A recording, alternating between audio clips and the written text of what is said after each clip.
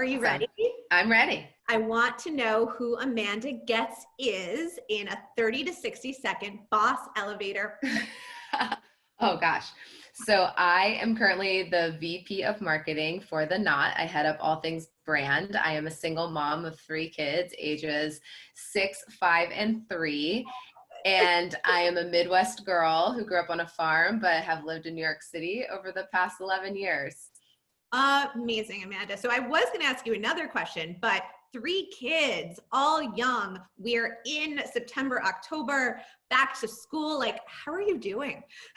I will say the past 6 months have been just literally insane. You cannot prepare for this. I'm so thankful that we started the school year. We chose fully for virtual learning. And so I found someone who's going to help because it takes a village. And for me to be able to focus on my job and my career, I retired as a homeschool teacher. So I got somebody to help click on the Zoom links when they can't figure that out because my kids are too young to figure out what button to push.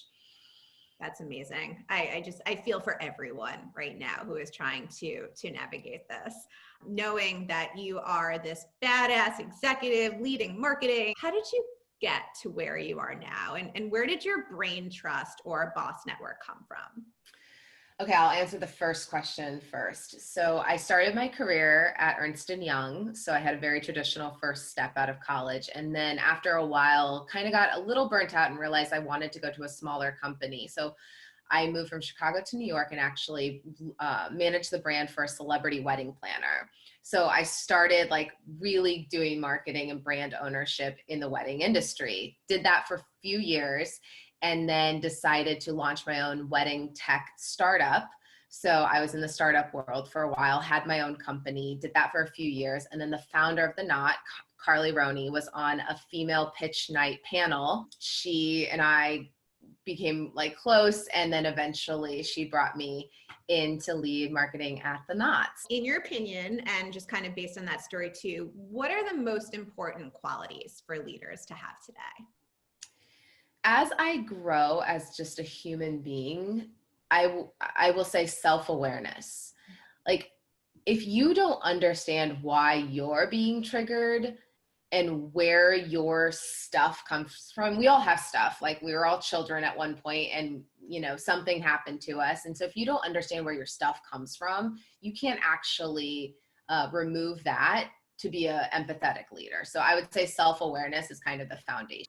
COVID-19 certainly changed what teams look like, meetings look like, weddings look like in 2020. Yep. What has been the response from your community, and how have you really helped couples become creative, whoever your audience is, really be innovative for that big day?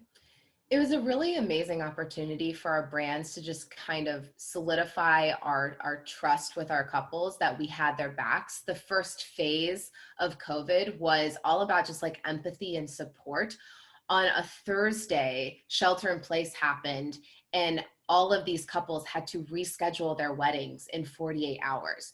And so we opened a 24/7 hotline to say, you call us, we'll talk you through what you need to do step by step. This is so overwhelming. And then we produced over 100 pieces of content around what weddings are going to look like. Like, we're trying to make this like new normal, just normal. Like, wearing a mask is now normal. Like, 6 months ago, putting on a mask, you felt so weird. And now you're like, not even thinking twice about it. So it was our job as the leaders in the industry to kind of be churning out that content so people knew. Use our social media feed to show hand sanitizer at weddings and how to like socially distance your ceremony and have standing receptions, all these things that people would never have thought about. So that's pretty remarkable.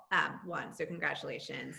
Two, digital transformation, right? So some companies are at certain levels of that. We certainly know that COVID has accelerated everyone's digital transformation just overall. Like, how far along were you? How did you get those things in place, both from a editorial perspective, but from a resources, a technology? Like, how did you just kind of go into that war room, so to speak, to be able to get that out there? Yeah, we actually, for the first 24 hours, we just were on Google Hangouts constantly and Zoom constantly. Like we just had everybody there. So if you had something, you could immediately talk to them. And then I would say over time, we got really good at just feedback loops of making sure that we had the process in place. Like with my team, I make sure that once every 2 weeks, I send out kind of like a quick survey, a pulse survey to say like, are you getting enough like off screen time?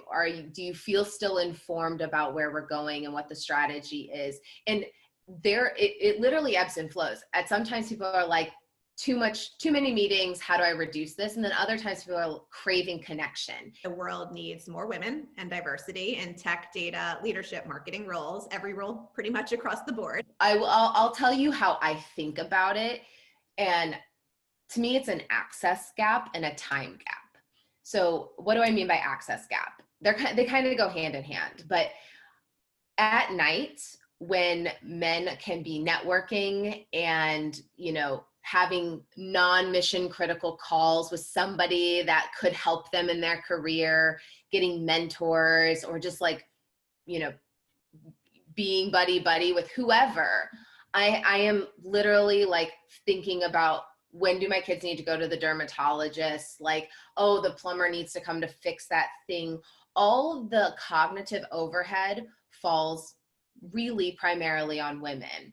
And I believe that the time gap, like we don't have as much discretionary time. We focus on very mission critical things. That leads to an access gap.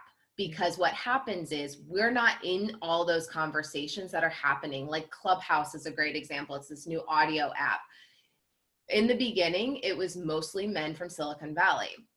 And so they were all solidifying their relationships, having really like forward thinking conversations that women weren't a part of at first because they're already friends. They already know each other. And so that continues to widen as you pair this like time gap with the access gap. We don't have enough time to get into those conversations, and that widens our ability to even have that access. That was so well said. And I don't know anything about Clubhouse, so I will need to look up that. My biggest advice is spend time working on your personal brand. Your voice needs to be heard and seen. And there are so many platforms now to do that.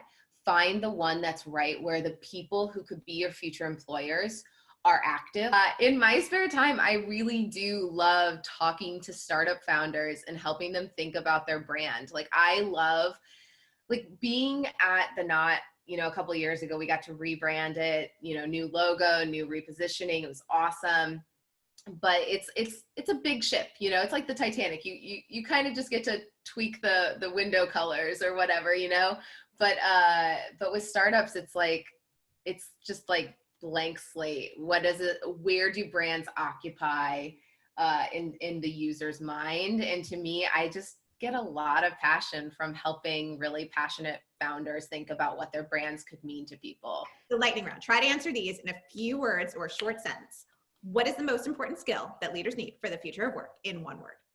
Self-awareness. Favorite career role model or favorite boss? Career role model. I'm going to say, this is cliche, but Michelle Obama, because she continues to be authentic and just amazing. Favorite wedding dessert and or dress designer? Wedding dessert. I love strawberry shortcake, and you don't see it as much. Dress designer, I'd say Berta. She's just amazing. Favorite TV show or movie? I don't watch a lot of TV, so when I do, I need a brain break. So Keeping Up with the Kardashians, don't at me. It's a thing. Leave me alone. One thing you'll commit to do in 2020 to pay it forward? I think just continuing to speak authentically about how hard it is to be a mom and a career woman, because there's too many people out there making it seem easier than it actually is.